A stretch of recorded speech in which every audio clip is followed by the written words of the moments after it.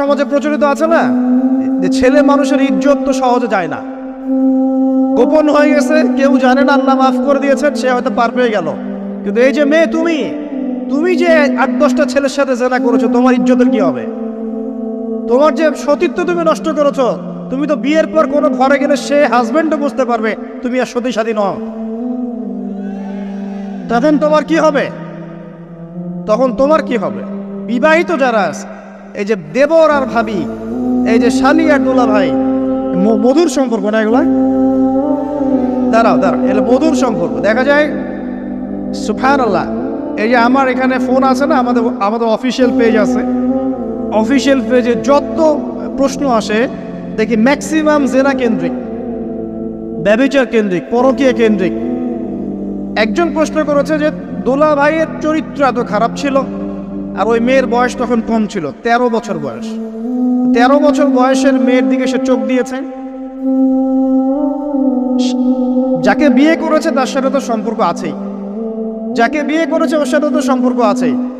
তারপরে আপনার শালির সাথে সম্পর্ক, এখন শালির সাথে তার 2 বছর ধরে সম্পর্ক করার পর সেগুলোর ভিডিও ধারণ করে তাকে ব্ল্যাকমেইল করছে যে যদি আমার সাথে খারাপ কাজে সে রাজি না হয় তাহলে এই ভিডিওগুলো ভাইরাল করে ফেলবে। এই যে অনলাইনের যুগ, এখন তো মানুষ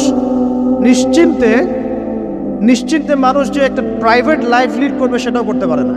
প্রাইভেট লাইফের সব কিছু রেকর্ডেড হয়ে যায়, হয় না? এটা একটা ফিতনা, মহাফিতনা। এখন সে রেকর্ড করেছে, এইভাবে ব্ল্যাকমেইল করে এই শালীর সতীত্ব নষ্ট করলো। 1 বছর 2 বছর না, 3 বছর ধরে। এখন এই মেয়ে প্রশ্ন করছে পেজের মধ্যে যে এখন তার মানসিক অবস্থা এতই খারাপ, সে জিজ্ঞাসা করছে আমি যদি আত্মহত্যা করি তাহলে আমার পাপ হবে কিনা। এই মেয়েটা যদি আপনার বোন হতো কি করতেন? আল্লাহ না করুক এই মেয়ে যদি কারো মেয়ে হতো তাহলে কি করতেন আপনি? আপনার কাছের কেউ হলে আপনি কি করতেন? এখানে ওই শাস্তিটা না বলে সামনে যেতে পারছি না।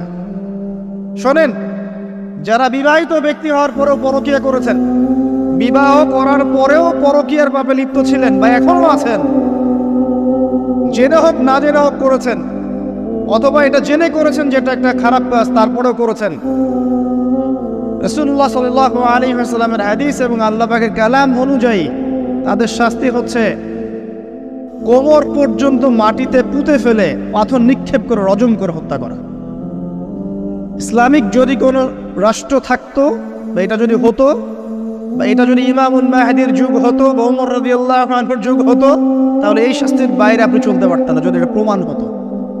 এই শাস্তি যদি দুনিয়াতে কার্যকর নাও হয়, আপনি যদি তওবা না করে মারা যান তাহলে কিয়ামতের মাঠে এই শাস্তি আপনি ভোগ করবেন। খুব মজা লাগছে পরকীয়া করতে। সকালে একটার সাথে, দুপুরে একটার সাথে, আজকে একজনের সাথে রাত কাটান, কালকে আরেকজনের সাথে রাত কাটান, খুব মজা পাচ্ছেন। রাত্রেবেলা মদ খান আর হোটেলে রাত কাটান, সকালবেলা আবার অফিসে যান। আমাদের শহরের এগুলা কালচার কোত্থেকে আসলো? এই শহরকে পবিত্র করবে কে এবং এই শহরের আসল রূপগুলো স্পষ্ট করবে কারা? খুব মজা পাচ্ছেন এগুলোতে। সুবহানাল্লাহ। একটা বিষয় বুঝাই, ইসলামে কেসাস আছে, কেসাস। মনে করেন আমাকে কেউ হত্যা করেছে, আপনি তাকে হত্যা করতে পারবেন। মনে করেন আপনি কাউকে হত্যা করেছেন, ঠিক আমাদের লজের মধ্যে কেউ যদি কাউকে হত্যা করে তাকে ফাঁসি দেওয়া হয় না, এরকমই কেউ যদি কাউকে হত্যা করে ইসলামের বিধান কেসাস করা, মানে হাতের বদলে হাত, চোখের বদলে চোখ, কানের বদলে কান, নাকের বদলে নাক, জানের বদলে জান, যদি প্রমাণ হয়। কিন্তু এখানেও হত্যাকারীর বাঁচার সুযোগ আছে। কিরকম? মনে করেন আপনি আমার পরিবারের কাউকে হত্যা করেছেন, আল্লাহ না করুক। এখন আপনি এসে আমাকে ক্ষমা চাচ্ছেন যে আমার ভুল হয়ে গেছে, আমি রক্তপণ দিব, আমাকে মাফ করে দেন। এখন আমাদের পরিবারকে আপনাকে বললো ঠিক আছে আপনাকে মাফ করে দিলাম, আপনার কেসাস করার দরকার নেই, আপনি রক্তপণ দিয়ে দেন, তাহলে আপনি বেঁচে থাকার সুযোগ পেলেন। কথা বুঝতে পারছেন? একটা হচ্ছে মুরতাদ। মনে করেন কেউ ইসলামের কিছু বিষয়কে অস্বীকার করেছে, তাকে জেলখানায় বন্দি করে রাখা হবে, সুযোগ দেওয়া হবে যে আপনি কি এগুলো জেনে শুনে বলেছেন নাকি এর উপর অটল থাকবেন না ফিরে আসবেন। সে যদি বলে না আমি তওবা করলাম, আমি এগুলো থেকে ফিরে আসলাম, ও বেঁচে থাকার অধিকার পেয়ে গেল। কিন্তু বিবাহিত ব্যক্তি যারা ব্যভিচার করেছে, বিবাহিত ছেলে বা মেয়ে ব্যভিচার করেছে, তওবা করে যদি ফিরেও আসে, রজমের শাস্তি থেকে বাঁচার কোনো সুযোগ নেই।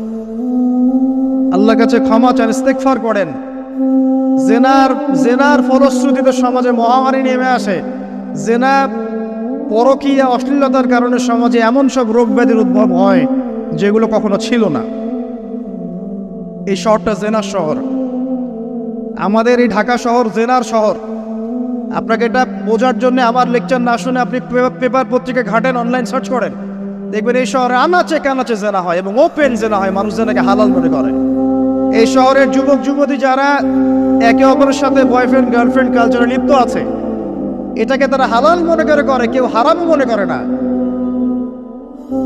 কত বড় সাহস দেখায়। আর রাস্তা দিয়ে আমরা হেঁটে গেলেও বয়ফ্রেন্ড গার্লফ্রেন্ড এসে আমাদেরকে সালাম দেয়, হুজুর আমাদের জন্য একটু দোয়া করেন। তো প্রত্যেকটা পার্কে পার্কে যাবেন, এই যে আপনাদের রেস্টুরেন্টগুলোতে যাবেন, দর্শনীয় যে স্পটগুলো সেখানে যাবেন, দেধার সে জেনা হচ্ছে, জেনার জেনা।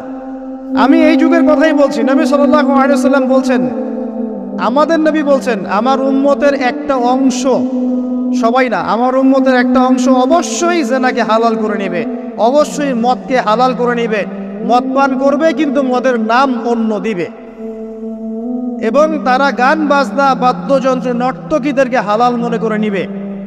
নবী সাল্লাল্লাহু আলাইহি ওয়াসাল্লাম বলেছেন, যখন সমাজে এরকম পাপ বাড়ে তখন সমাজে এমন সব রোগ ব্যাধি আসে যা আগে কখনো ছিল না। এবং এদের ব্যাপারে নবীজি বলেছেন, একদিন সকালবেলা আল্লাহ পাক এদেরকে বানর এবং শুয়োর বানিয়ে দিবেন।